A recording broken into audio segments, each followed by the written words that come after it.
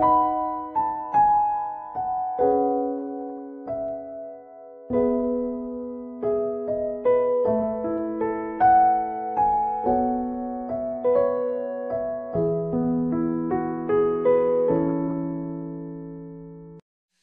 우리 시간 같이 볼 말씀은 마태복음 25장 14절에서 30절 말씀입니다. 마태복음 25장 14절에서 30절 말씀 제가 봉독해 드리도록 하겠습니다.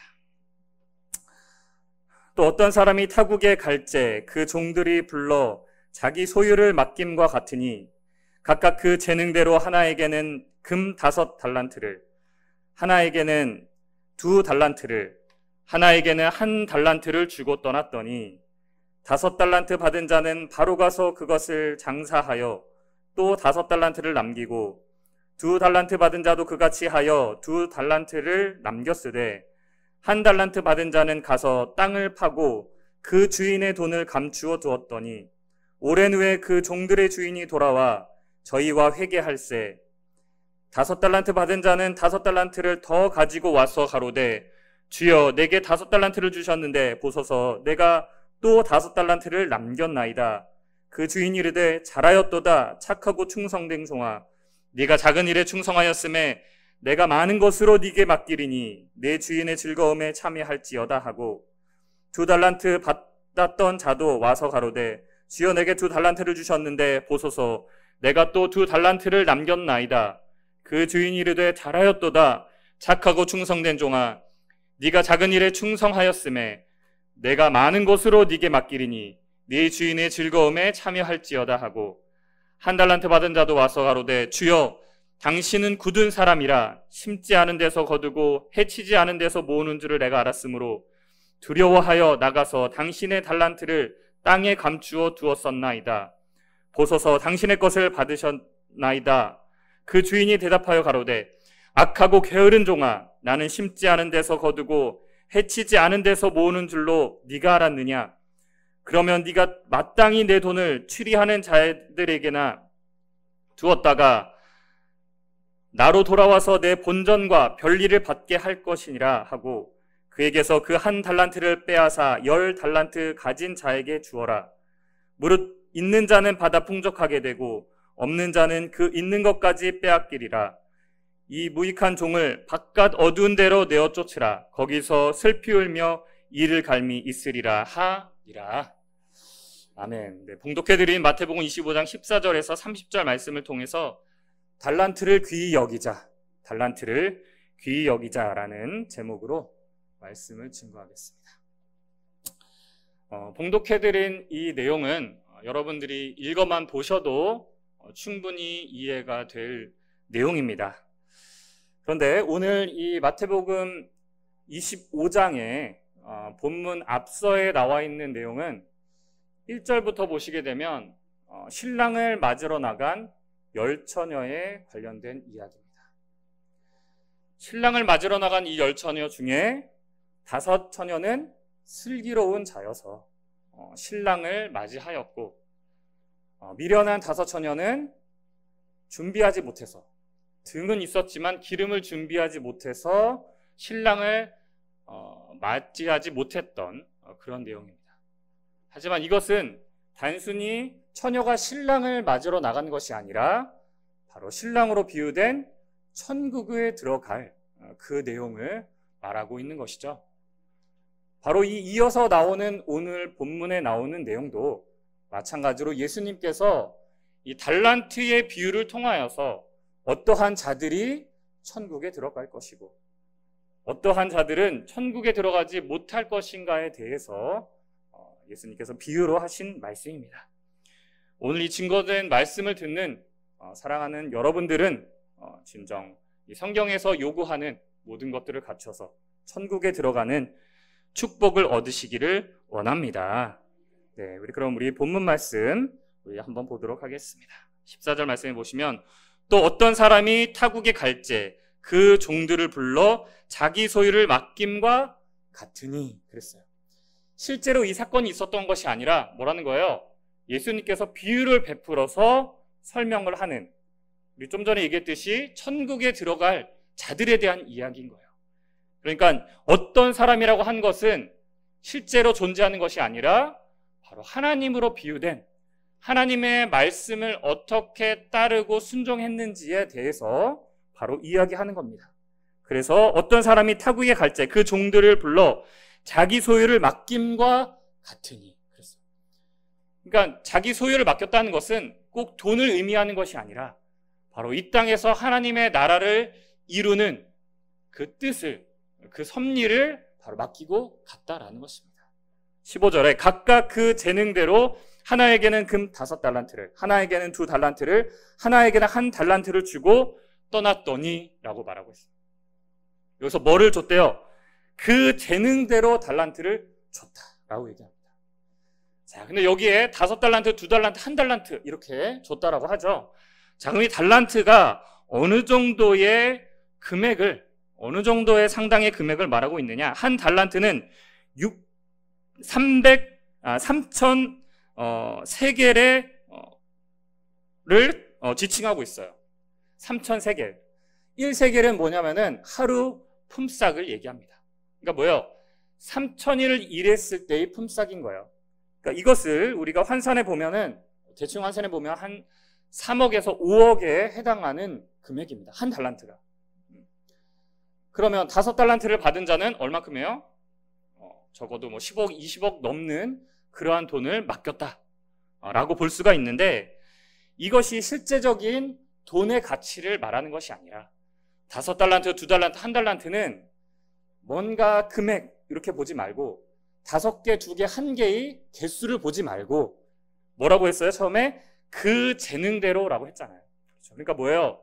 그 사람에게 맡겨진 사명대로 맡겼다라는 거예요. 그러니까 금액적인 차이를 보지 말고 하나님께서 이 땅에 이룰 그 나라를 위한 사명을 각각 맡겼다. 이렇게 한번 보도록 하겠습니다. 그래서 16절에 5달란트를 받은 자는 바로 가서 그것을 장사하여 또 5달란트를 남기고 2달란트 받은 자도 그같이 하여 또 2달란트를 남겼으되 1달란트를 받은 자는 가서 땅을 파고 그 주인의 돈을 감추어 두었더니 라고 얘기하고 있어요. 그러니까 각각 그 재능대로 사명을 받았는데 그 사명을 어떻게 했어요? 5달란트 받은 자와 2달란트 받은 자는 그 사명을 어떻게 했다는 거예요? 감당을 했다, 잘. 근데 1달란트 받은, 사명을 받은 자는 어떻게 했어요? 그 사명을 감당하지 않았다. 우리 이렇게 표현해 볼 수가 있겠죠? 그래서 19절에 오랜 후에, 그러니까 하나님께서 하나님의 사명을 하나님의 일꾼들에게 맡기고 갔다가 이제 오신 거예요. 그럴 때 그 종들의 주인이 와서 저희와 회개할세, 5달란트 받았던 자는 5달란트를 더 가지고 와서 주여 내게 5달란트를 주셨는데 보소서 내가 또 5달란트를 남겼나이다 라고 한 거예요. 그러니까 그 사명을 어떻게 했다는 거예요? 잘 감당했다. 그래서 하나님 보시기에 좋은 모습으로 나타났다는 것이죠. 그러니까 얼마나 기쁘겠어요. 그러니까 21절에 주인이 이르되 잘하였도다 착하고 충성된 종아 네가 작은 일에 충성하였음에 내가 많은 것으로 네게 맡기리니 네 주인의 즐거움에 참여할지어다. 그렇게 사명을 잘 감당하니까 그에게 주어진 복이 뭐예요? 하나님 잔치의 즐거움에 참여하는, 그러니까 결국 뭐예요? 천국에 들어갈 수 있는 축복을 받은 것입니다. 마찬가지로 2달란트 받은 자도 주인에게 그렇게 2달란트를 남겼습니다 라고 하니까 똑같이 잘하였도다 착하고 충성된 종아 너도 바로 이렇게 참여하는 축복을 받았다라는 것입니다. 그러면 우리 여기에서 보면 하나님께 사명을 받았다면 그것을 어떻게 해야 된다는 거예요? 나 이런 큰 사명을 받았어. 자랑하는 겁니까? 내가 이 사람보다는 더 큰 사명을 받았어. 우쭐대야 됩니까? 그것이 아니라는 겁니다. 처음에 말했듯이 5달란트, 2달란트, 1달란트는 우리가 그래서 금액으로 환산할 것도 아니고 개수로 볼 것이 아니라 뭐예요? 그냥 다른 사명을 받았다라고 생각을 해야 되는데 그것을 가지고 자랑하거나 그것을 받았다라는 것만으로 우리가 치부해서는 안 된다는 것입니다. 고린도전서 4장 1절 말씀해 보시면 사람이 마땅히 우리를 그리스도의 일꾼이요 하나님의 비밀을 맡은 자로 여길지어다. 그리고 맡은 자들에게 구할 것은 뭐라요? 충성이니라. 자랑하려고 사명을 받은 것도 아니고 우쭐대려고 받은 것도 아니고 땅에 파묻어 두려고 한 것이 아니라 오직 그 사명을 온전히 충성되게 하는 것이 맡겨진 자들의 일이라는 것을 깨달으시기를 원합니다. 그런데 5달란트, 2달란트 받은 자들은 충분히 그것을 행했다라는 것이죠. 그런데 문제는 뭐예요? 1달란트 받은 자다라는 거예요. 자, 우리 본문 24절에 가서 보면 1달란트 받았던 자도 와서 가로되 주여 당신은 굳은 사람이라 심지 않은 데서 거두고 해치지 않은 데서 모으는 줄을 내가 알았으므로 두려워하여 나가서 당신의 달란트를 땅에 감추어 두었었나이다. 이것은 뭐라는 거예요? 하나님이 두렵고 무섭고 내가 이 사명을 잘 감당하지 못하면 어떡하지? 라는 것 때문에 그 사명을 감춰뒀다라는 거예요. 하지 않았다라는 겁니다. 자, 우리 이것을 한번 생각해 봐야 됩니다. 나에게 주어진 것이 혹여 감당하기 어려운 것일 수도 있어요. 또 너무 쉬울 수도 있고 하찮게 볼 수도 있습니다. 하지만 우리에게 맡겨진 사명은 크고 작고 뭐가 무겁고 가벼운 사명은 있지 않습니다. 각각의 재능대로 각각의 지체로서의 그 사명을 주신 것인데 뭔가 내가 이것을 하면 잘못되지 않을까? 내가 해서 잘 못하지 않을까? 이렇게 생각하고 그 사명을 감당하지 못한다면은 그것은 온전한 하나님의 일꾼으로 부름받은 충성을 다하는 자가 아니라는 것입니다. 그것은 생각할 것이 아닙니다. 온전히 우리에게 맡겨진 사명이라는 것은 우리는 충성을 다하여서 하는 것이고 그 결과는 하나님이 책임져 주신다라는 것입니다. 그래서 지금 1달란트 받은 자는 어떻게 됐어요? 땅에 묻어뒀다. 사명을 감당하지 않았다라는 것입니다. 그러니까 주인이 뭐라고 얘기합니까? 그 다음 말씀해 보시면 주인이 대답하여 가로되 악하고 게으른 종아 나는 심지 않은 데서 거두고 해치지 않은 데서 모으는 줄을 네가 알았느냐? 그러면 네가 마땅히 내 돈을 취리하는 자들에게나 두었다가 나로 돌아와서 내 본전과 별리를 받게 할 것이니라 라고 말하는 겁니다. 이건 뭐예요? 네가 그렇게 땅에 파묻어 둘 것이 아니다. 네가 그 사명을 못한다면 뭐라는 거예요? 다른 사람에게도 줘서 그 사명을 감당하게 해야 되지 않겠느냐라는 겁니다. 그것을 이자를 네가 받을 가져올 것이니 아니냐라고 말하는 겁니다. 그러니까 뭐예요? 내가 사명을 가지고서 못한다는 건 뭐예요? 하나님의 일의 어떠한 부분을 잘못하고 있는 것으로 그치는 것이 아니라 하나님의 일을 완전히 반대되는 일로 가고 있는 자다라는 것입니다. 그래서 하나님께서 뭐라고 얘기하십니까? 악하고 게으른 종아라고 말하고 있는 것입니다. 자, 그 뒤에 보시면은 그 1달란트를 빼앗아 10달란트 가진 자에게 주어라. 무릇 있는 자는 받아 풍족하게 되고 없는 자는 그 있는 것까지 빼앗기리라. 이 무익한 종을 바깥 어두운 데로 내어 쫓으라. 거기서 슬피 울며 이를 갈미 있으리라 하니라. 단순히 그 사명만 빼앗는 것이 아니라 어떻게 됩니까? 그와 함께하지 못하는, 하나님과 함께하지 못하고 바깥 어두운 데 쫓겨나서 슬피 울며 이를 갈미 있다라고 바로 성경에는 말하고 있습니다. 자, 그러면 바깥 어두운 데 쫓겨나서 이를 갈미 있다라는 것. 자, 이것이 의미하는 것이 뭐냐라는 것. 그냥 내 사명에 빼앗기고 쫓겨나서 우는 것으로 끝나는 것이냐. 성경에는 이 슬피 울며 이를 가는 자들에 대해서 여러 군데 기록하고 있습니다. 자, 그것 중에서 마태복음 13장 49절 말씀 가서 보면 세상 끝에도 이러하리라. 천사들이 와서 의인 중에서 악인을 갈라내어 풀무불에 던져 넣으리니 거기서 울며 이를 갈미 있으리라. 의인 중에서 악인을 갈라낸대요. 자, 그러니까 원래부터 의인과 악인이 있었지만 어떻게 있었다는 거예요? 한 군데 있었다라는 겁니다. 어떻게 보면. 그렇죠? 그곳에서 각자의 사명을 감당했는데 결국 보니까 나는 뭘 했다는 거예요, 지금? 악한 일을 하는 사명을 했다라는 것입니다. 그러니까 어떻게 됩니까? 슬피 울며 이를 간다라고 말하는 겁니다. 여러분들 울 수는 있어요. 슬프면 울 수 있어요. 하지만은 이를 바득바득 갈면서 우는 거는 어떨 때 해요? 억울한데 얼마큼 억울할 때? 여러분들 이름을 울어보셨어요? 이렇게 이를 갈면서 운다는 거는 내가 생각했을 때는 하나님의 일을 한 것인데, 그쵸? 나는 한다고 했는데 그게 하나님 보시기에는 게으르고 악한 종으로 나타날 수밖에 없었다라는 겁니다. 그러니까 이를 갈는 그러한 일이 벌어지고 있는 것이에요. 그러면 아니 어떠한 사람은 의인으로서 칭찬받고 나도 열심히 일했는데 왜 나는 악인으로서 쫓겨나서 울게 될 것이냐. 그것의 차이는 우리 다리에서 12장 10절 말씀 가서 보면 많은 사람이 연단을 받아 스스로 정결케 하며 희게 할 것이나 악한 사람은 악을 행하리니 악한 자는 아무도 깨닫지 못하되 오직 지혜 있는 자는 깨달으리라. 의인과 악인을 구별하는 것은 뭐로 구별하는 거예요? 하나님의 말씀을 깨달았느냐 깨닫지 못하였느냐라는 것입니다.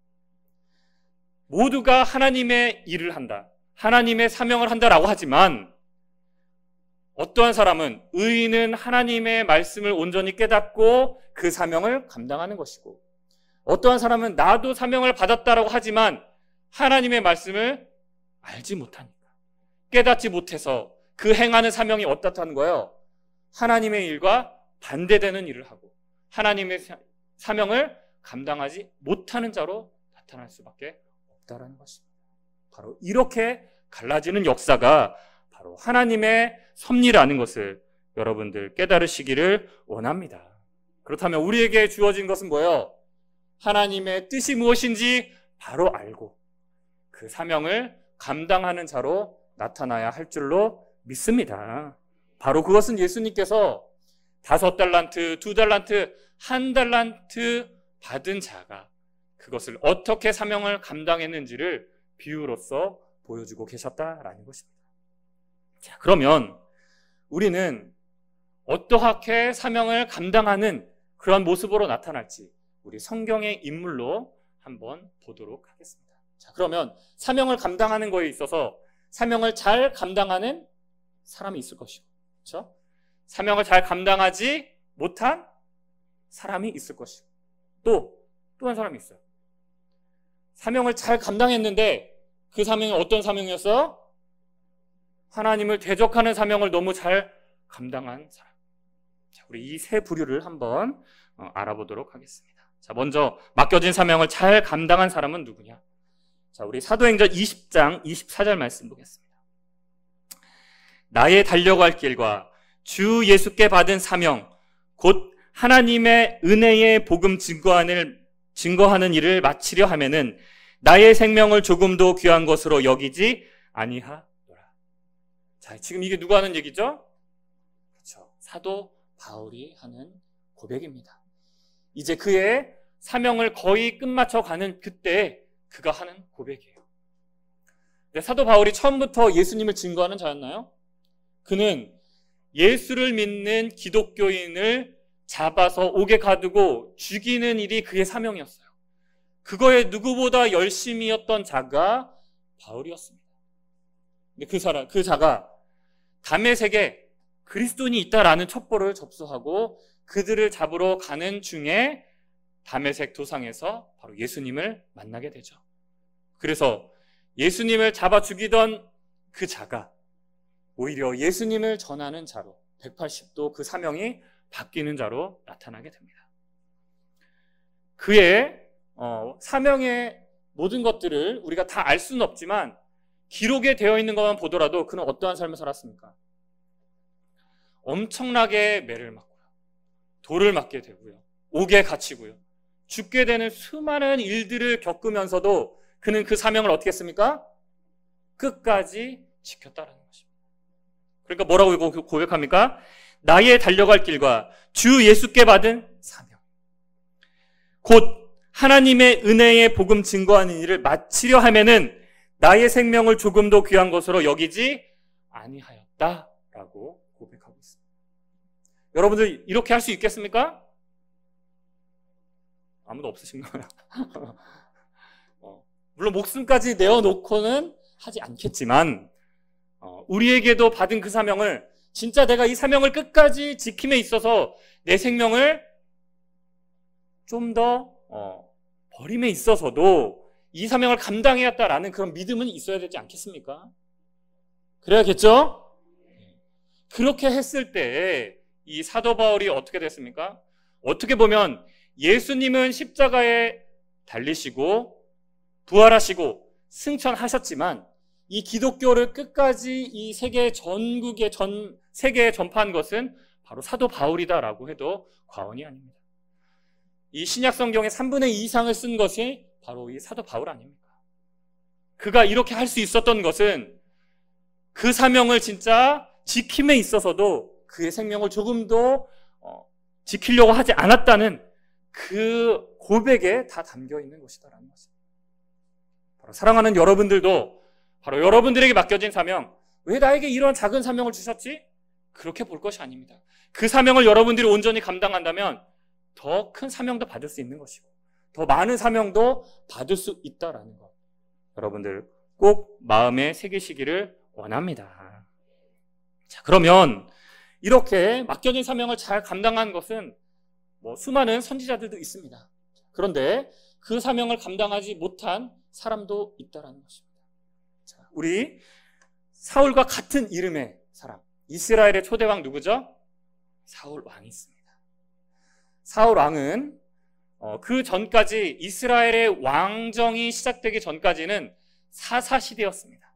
사사들이 약간은 전체의 이스라엘 전체를 다 다스리는 것은 아니고 약간 부분 그때마다 필요에 따라 하나님께서 사사를 세우셨어요. 근데 그 마지막 사사가 사무엘이었죠.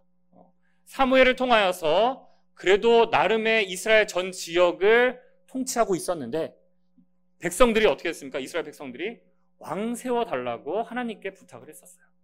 그래서 세운 초대 왕이 바로 사울입니다. 사울의 출신 지파가 어디죠? 베냐민 지파입니다. 베냐민 지파는 그 12지파 중에서도 가장 작은 지파였습니다. 그래서 이스라엘 12지파가 두 개로 갈라질 때 북이스라엘에는 10지파, 그리고 남에는 두 지파가 있었어요. 유다 지파와 베냐민. 근데 베냐민은 너무 작았기 때문에 한 지파 이렇게 얘기도 합니다. 그냥 유다라고 칭하기도 합니다. 그런데 거기에서 지금 누가 나왔어요? 초대 왕이 나왔어요. 그렇다면은 이 이스라엘 전체 지파에 있는 백성들이 봤을 때 이 사울을 인정할 수 있을까요? 인정하지 않았습니다, 처음에. 그래서 굉장히 그거에 있어서 불만을 토로했고 그를 인정하지 않는 모습을 사울 앞에서도 보였습니다. 하지만 이 사울은 그거에 있어서 어떻게 보면은 하나님으로부터 또한 하나님이 택한 선지자로부터 내가 왕이라는 것을 받았어요. 그럼 여러분들 어떻게 됐어요? 나를 인정 않는 사람이 있으면 네가 나를 인정 안 해? 너 두고 봐. 솔직히 그러지 않겠습니까? 그렇죠. 그런데 사울이 처음 왕이 되었을 때 그에는 그거에 있어서 아무것도 말하지 않았습니다. 그냥 그의 일을 할 뿐이었다는 것입니다. 그렇게 어떻게 보면은 순수한 마음으로 시작했던 사울, 하지만 그의 마음이 변했습니다. 자, 우리 사무엘상 13장 11절 말씀 가서 볼게요. 사무엘이 가로되 왕이 행한 것이 무엇이뇨? 사울이 가로되 백성은 나에게서 흩어지고 당신은 정한 날 안에 오지 아니하고 블레셋 사람은 믹막스에 모였음을 내가 보았으므로 이에 내가 이르기를 블레셋 사람은 나를 치러 길갈에 내려오겠거늘 내가 여호와께 은혜를 간구치 못하다 하고 부득이하여 번제를 드렸나이다. 자, 이게 지금 블레셋과의 싸움이 지금 이제 시작되는 상황인 거예요. 근데 그 당시에 어떠한 싸움이 벌어진다라고 하면 먼저 제사장이 와서 기도를 해주는 거예요. 이 전투를 이기게 하여 주시옵소서, 하나님 함께 해 주십시오라고 기도를 하고 이제 전투에 나가는 거예요. 근데 지금 전투를 나가려고 하는데 사무엘이 안 오는 거예요. 기도를 빨리 받아야 되는데 아무리 기다려도 안 와요. 그러니까 이 사울 왕이 어떻게 돼요? 본인이 그냥 하나님께 번제를 드리고 나가서 전쟁을 하게 됩니다. 그건 뭘 어떻게 하는 거예요? 하나님의 사람, 하나님의 선지자를 무시하고, 하나님의 선지자를 무시했다는 것은 누구를 무시한 거예요? 그렇죠. 하나님을 무시한 거예요. 하나님을 무시하고 전쟁에 나간 겁니다. 그것을 지금 지적하고 있는 거예요, 사무엘이. 그래서 13절에 사무엘이 사울에게 이르되 왕이 망령되이 행하였도다. 왕이 하나님 여호와께서 왕에게 명하신 명령을 지키지 아니하였도다. 하나님 명령을 어긴 것입니다. 그리하였다면 여호와께서 이스라엘 위에 왕의 나라를 영영히 세우셨을 것이오늘 지금은 왕의 나라가 길지 못할 것이라. 여호와께서 왕에게 명하신 바를 왕이 지키지 아니었으므로 여호와께서 그 마음에 맞는 사람을 구하여 그 백성의 지도자를 삼으셨느니라 하고 라고 기록하고 있습니다. 지금 어떤 일이 벌어진 거예요? 하나님의 명령을 어겨서 이제 사울왕이 어떻게 된 겁니까? 폐위되는 겁니다. 쉽게 말하면 요즘 쓰로 말하면 잘린 거예요. 그렇죠? 왜? 어떠한 일을 행했기 때문에? 하나님의 명령을 어겼기 때문에. 처음에 왕이 되었을 때는 그는 순수한 사람이었지만 초심을 잃었을 때에 바로 그의 사명을 감당하지 못했다라는 것을 볼 수가 있습니다. 근데 이렇게만 하고서 어떻게 보면은 엄청 하나님께 회개하고 제가 잘못했습니다라고 했으면은 또 몰랐을 거예요. 하지만 그 뒤에 또 어떠한 일이 있냐면 아멜렉과의 전투에서 하나님이 뭐라고 이야기하시냐면은 이방 족속과의 전투에서 이기게 되면 그 족속들이나 그들이 갖고 있던 모든 전리품을 가져오지 말라라고 얘기하셨어요. 근데 사울이 어떻게 합니까? 굉장히 좋은 것들, 가축들, 좋은 기명들, 그릇들을 가지고 옵니다. 그러니까 하나님 얘기해요. 왜 가지고 오지 말라는데 가져왔냐? 그러니까 하나님께 제사 드릴 때 쓰려고 가져왔습니다. 하나님이 무슨 금은 좋은 것을 원합니까? 하나님은 뭘 원하시는 겁니까? 바로 순종을 원하고 계시다는 겁니다. 우리에게 맡겨진 사명을 온전히 감당하기를 하나님께서는 원하시는 줄로 믿습니다. 그런데 사울은 그것을 망각하고 그 사명을 감당하지 못한 것을 우리가 성경을 통해서 볼 수 있는 것입니다. 왕이라는 사명은 어떤 사명입니까? 한 나라를 다스리는 엄청난 큰 사명입니다. 그것을 받은 사울은 감당하지 못했을 때 그는 비참하게 죽을 수밖에 없는 그의 운명으로 나타났다라는 것을 우리가 알고 있습니다.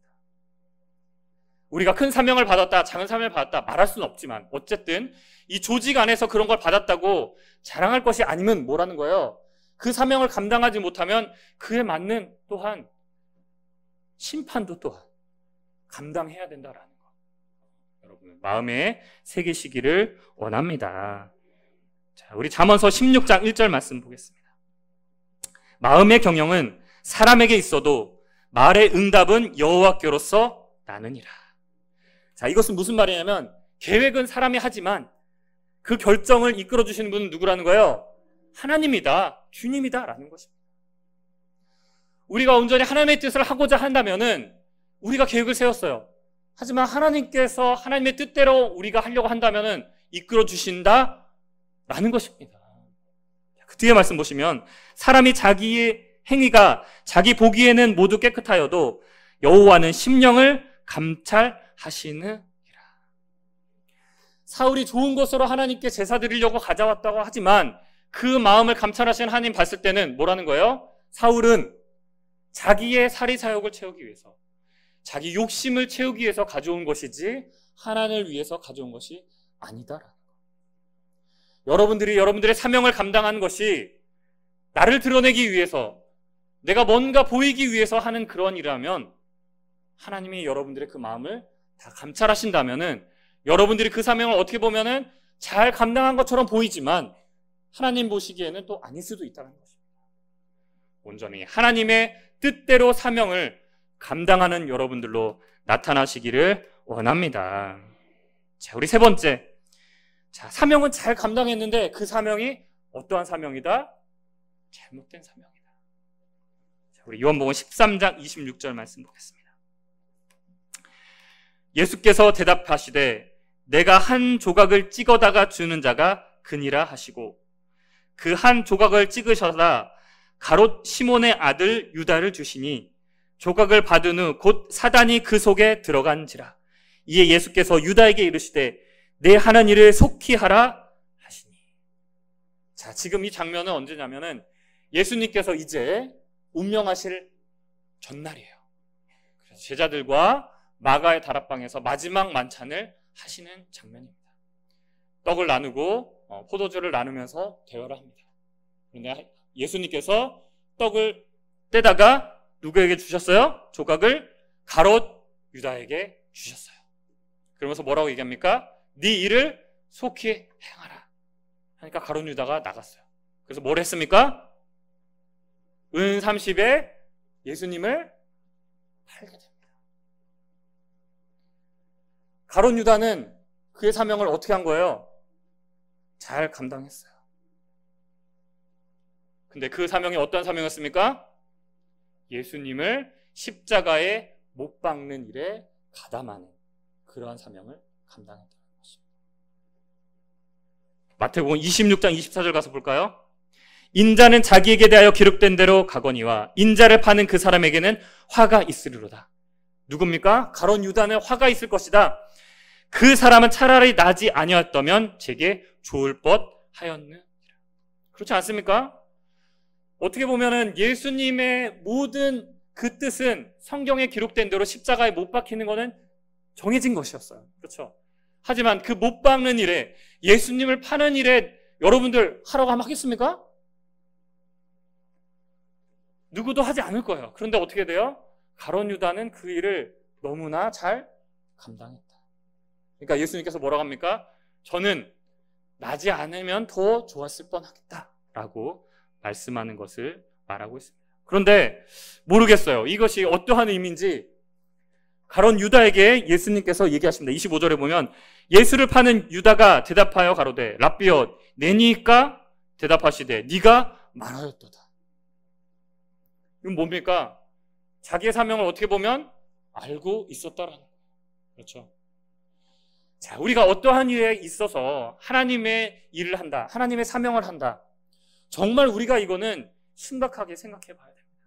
내가 정말 이것을 하는 것이 하나님의 뜻대로 하는 것인지 사단의 편에서 하는 것인지, 여러분들 진정 하나님의 말씀으로 서지 않는다면은 여러분들이 행하는 일이 자칫 그런 일이 없어야 하지만 혹여 하나님을 대적하는 사명으로 나타나지는 않는지 여러분들 진심 마음에 새기고 또 새기는 여러분들 되시기를 원합니다. 자, 우리 로마서 9장 17절 말씀 보겠습니다. 성경이 바로에게 이르시되 내가 이 일을 위하여 너를 세웠노니 곧 너로 말미암아 내 능력을 보이고 내 이름이 온 땅에 전파되게 하려 함이라 하셨으니 그런즉 하나님께서 하고자 하시는 자를 긍휼히 여기시고 하고자 하시는 자를 강팍해 하시느니라.